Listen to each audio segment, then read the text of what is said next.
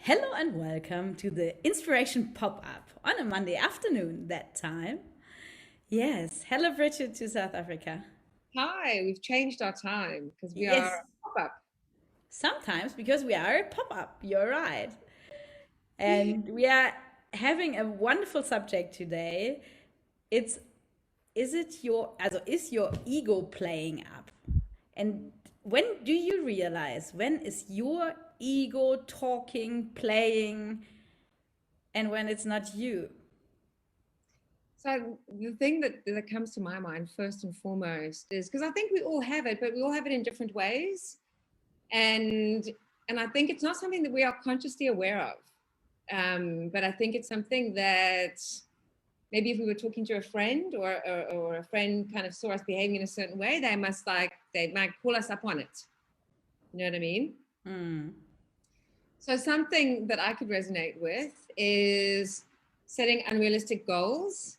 So literally going from starting something and thinking, oh my gosh, well, in the next 6 months, that's where I'll be.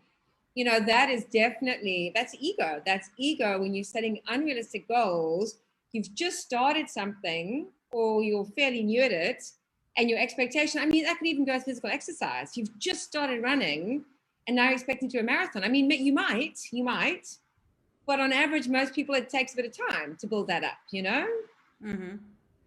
Yeah, we say in Germany you have a big ego or du hast ein großes Ego. And for a long time, I didn't really know what it meant. I never really felt it. But then I realized when I started with personal growth and all that, I realized that it comes in when you judge people.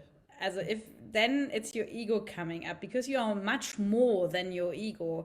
And this is also like a thing that if you connect to yourself, you feel so different. And then it's not important what the other people say, but I was for a long time a people pleaser, no?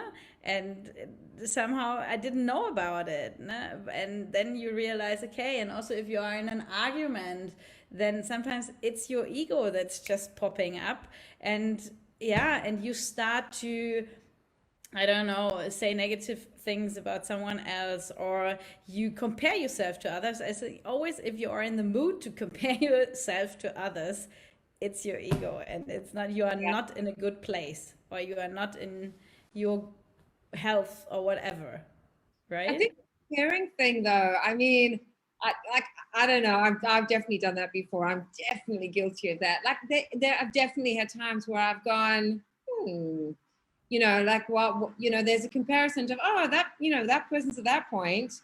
Why am I not at that point? Well, they're doing that, but I also do that. So why am I not there? So the comparing, absolutely, I can relate to that. And I think around what's very interesting for me is that, and I always bring the driving as an example because for me the driving is a perfect example.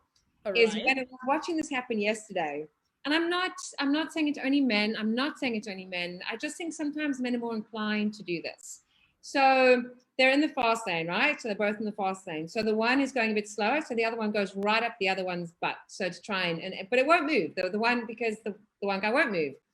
So the other one is like stuck that goes around that one.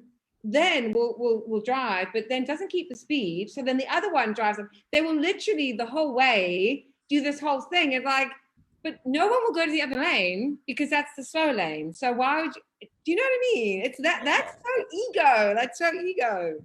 Yeah, yeah, yeah. My car's I, faster than your car kind of thing, you know? yeah, yeah, yeah. Yeah, so this is like, but what could we do, or what could we advise someone who is not realizing his ego, or is realizing the ego but does not know how to cope with it? Is there a tip you can give? Yeah, I think what really help is having like an accountability partner, whether it's a coach, whether it's a mentor, whether it is a friend, whether it's a partner, but give the person permission to call you up on it and to go, okay, if you see X, Y, and Z, you know, like if I'm, you know, adamant that like this is how it is and it's my way and it's the only way, call me up on it and go, hang on a minute, your ego's here. And I think it's also the way you do something. So if you do something with respect in a kind way, it doesn't blow out into a full-on argument, which is again more ego. Right. And also sometimes you, as I have the feeling, I don't know if it's too much interpretation, but if you're always in this ego mode, then you can't really be on an eye line with the other people because you always feel like somehow better or under it. It depends on how your ego feels, nah? But you always feel like jealous or not talking nicely to people, or you talk too much about yourself or present too much to yourself and want to be seen. And if you're not having this impulsion to do that, just be how you are, then the ego is not playing up. No. Exactly. I think Yeah. the first step is be conscious about that. Mm. And then, Which why it does help to have somebody call you up on it, because otherwise you don't always know. You're just doing what you do, right? yeah. Yeah, and for that we are here and we love to meet you, love to talk to you. If you have something that is perhaps not really clear, this is also a thing. Sometimes you don't know what is really bothering you. That's why we are here and we are having a talk with you for half an hour or so, and then we are looking what it is. And then if you want to work with us, we are happy to help. See you next Monday. Bye. Bye.